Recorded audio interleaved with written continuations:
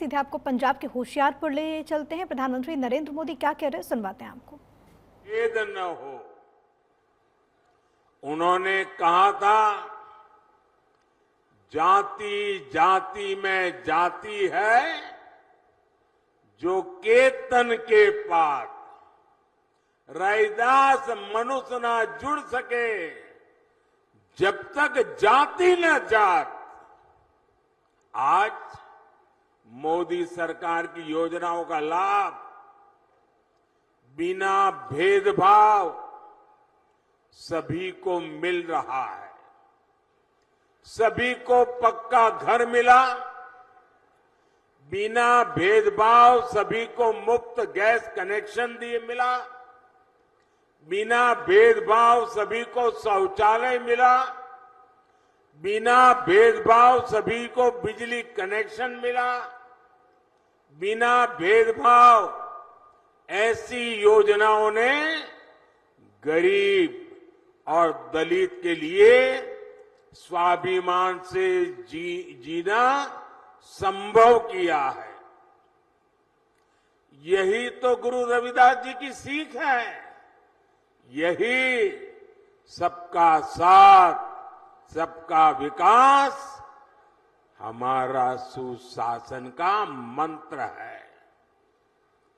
रविदास जी ने यह भी कहा है, 100 बरस लौ जगत में ही, जीवत रही करू काम, रैदास कर्म ही धर्म है, कर्म करहू निह काम। अर्थात 100 वर्ष का जीवन हो तो भी पूरे जीवन हमें काम करना चाहिए। वो कहते थे कर्म ही धर्म है। गुरु रविदास जी की ये भावना हमारी सरकार की कार्य संस्कृति में झलकती है। चुनाव की इस भागदौड़ में भी हमारी सरकार एक पल भी व्यर्थ नहीं कर रही है। सरकार बनते ही तीसरे टर्म में अगले 125 दिन में क्या होगा, सरकार क्या करेगी, सरकार कैसे करेगी, सरकार किसके लिए करेगी, सरकार कब तक करेगी, इसके रोड मैप पर काम कर लिया गया है।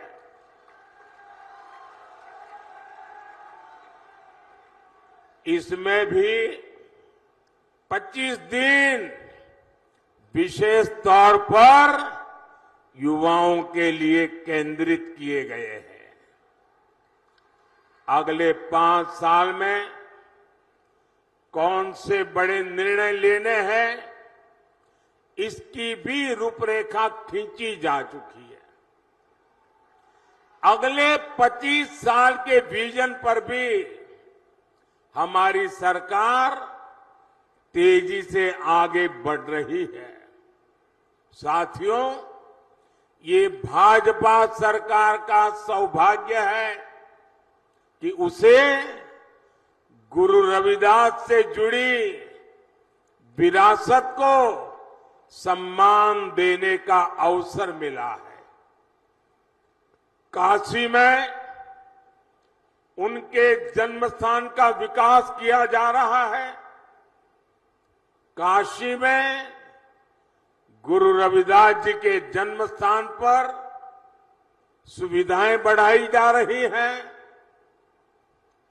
वहां लंगर हॉल बना है, म्यूजियम बना है, पार्क बना है, मंदिर के आसपास सड़कें बनी हैं। कोशिश यही है कि आप लोग जब यहां से काशी आए तो आपको वहां परेशानी न हो। और इतना ही नहीं, मैं काशी का सांसद हूं, इसलिए जब भी आप काशी आए ना तो आप मेरे मेहमान हैं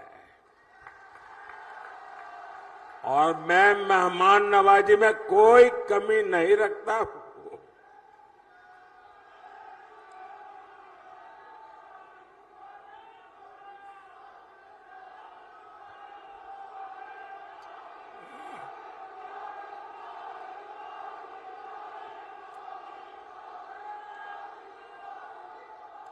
साथियों,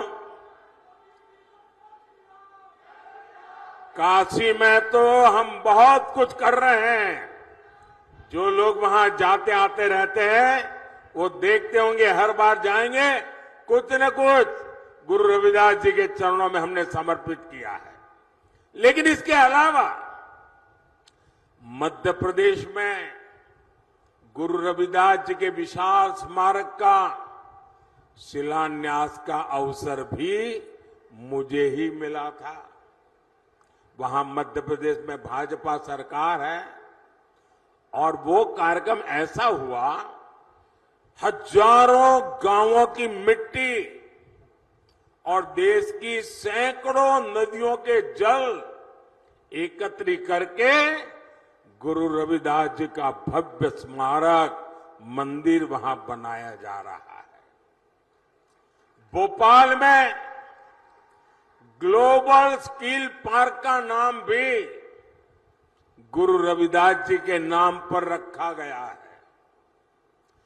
दिल्ली में भी तुगलकाबाद में गुरु रविदास जी महाराज का जो पवित्र स्थान है उसे और दिव्य बनाना भी ये हमारा संकल्प है। इसके लिए सुप्रीम कोर्ट से जमीन की विशेष मंजूरी भी ले ली गई है और आज जब मैं होशियारपुर आया हूं तो अपने मन की एक और बात आपको बताना चाहता हूं। आपको पता है कि हमने अयोध्या में प्रभु राम का मंदिर तो बनाया, जय श्री राम। 500 साल बाद अयोध्या में भगवान राम का मंदिर बना और आपको खुशी होगी, ये अयोध्या में प्रभु राम जन्म स्थान का पहला लड़ाई अगर किसी ने लड़ी थी तो मेरे सिख भाई बहनों ने लड़ी थी और तब से लड़ाई चली और आज राम मंदिर बना है। राम मंदिर तो बना, लेकिन यात्रियों की सुविधा के लिए हमने अयोध्या में एक बहुत बड़ा हवाई अड्डा बनाया, लेकिन हवाई अड्डे का नाम हमने महर्षि वाल्मीकि के नाम पर रखा है। यानी राम जी के पास जाना है, रामलला के पास जाना है, पहले वाल्मीकि जी के पास जाना होता है। इसी प्रकार मेरी इच्छा है कि आदमपुर एयरपोर्ट का नाम भी गुरु रविदास जी के नाम पर रखा जाए।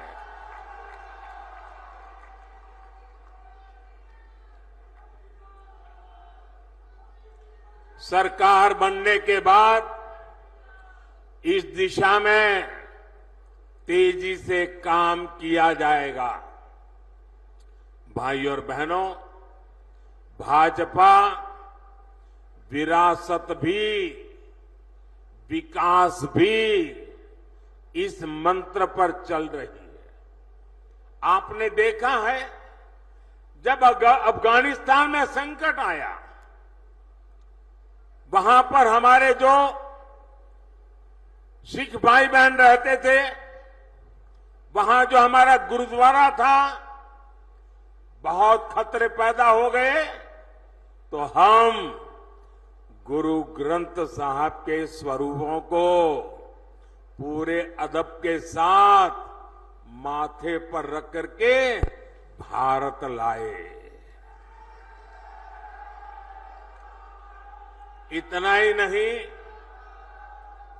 हमने साहिबजादों के बलिदान को श्रद्धा पूर्वक नमन करते हुए 26 दिसंबर को वीर बाल दिवस मनाना तय किया।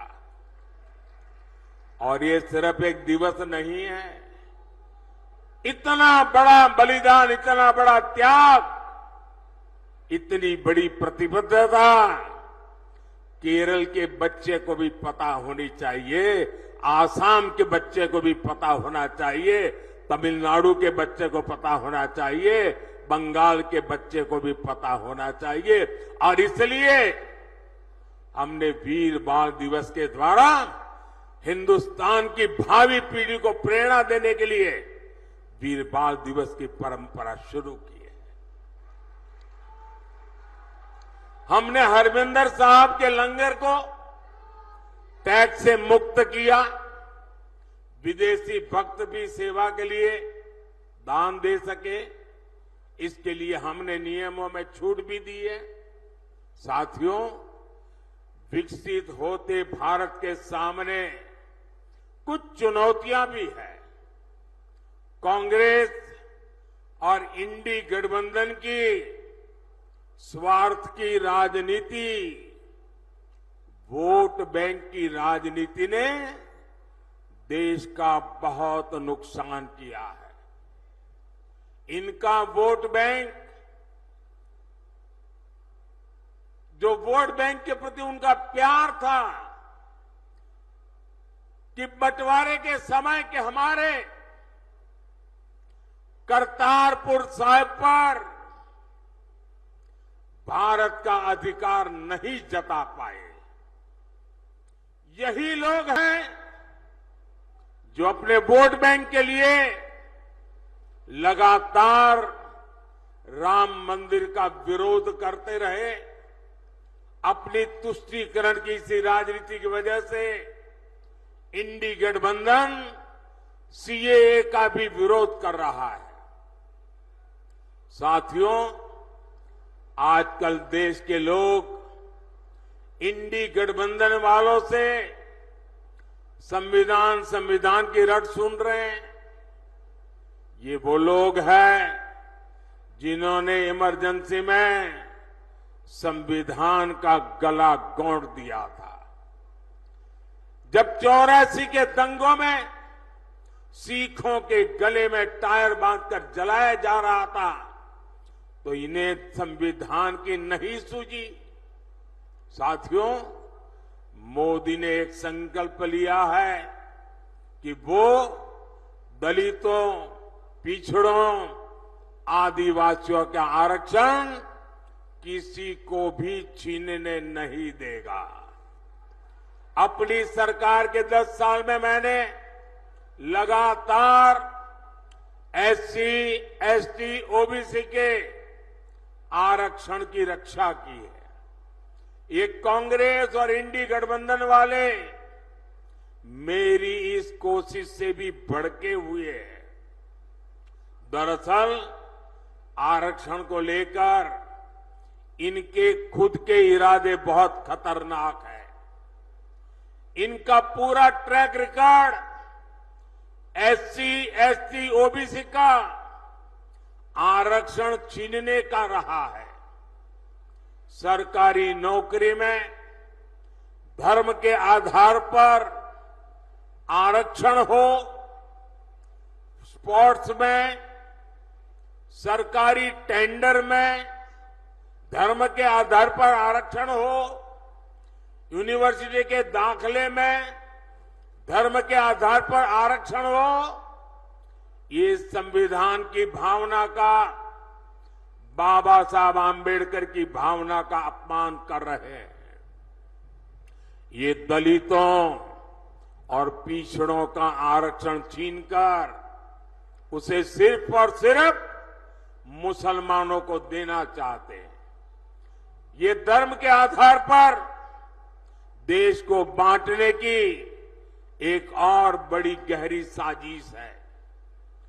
2024 के इस चुनाव अभियान में मोदी ने इनकी इस सबसे बड़ी साजिश से पर्दा उठा दिया है, उनको बेनकाब कर दिया है और इसलिए बौखलाए हुए हैं और लगातार मोदी को नई नई गालियां देते रहते हैं। भाई और बहनों, आप भी जानते हैं कांग्रेस भ्रष्टाचार की जननी है। 60 साल तक कांग्रेस ने जो कारनामे किए हैं, भ्रष्टाचार की एक से बढ़कर एक वारदातें की हैं, ऐसा लगता है कांग्रेस ने भ्रष्टाचार में डबल पीएचडी कर ली है और अब कांग्रेस के साथ एक और कट्टर भ्रष्टाचारी पार्टी भी जुड़ गई है। इतना ही नहीं, ये भयंकर झूठवादी पार्टी भी है। अब आप देखिए,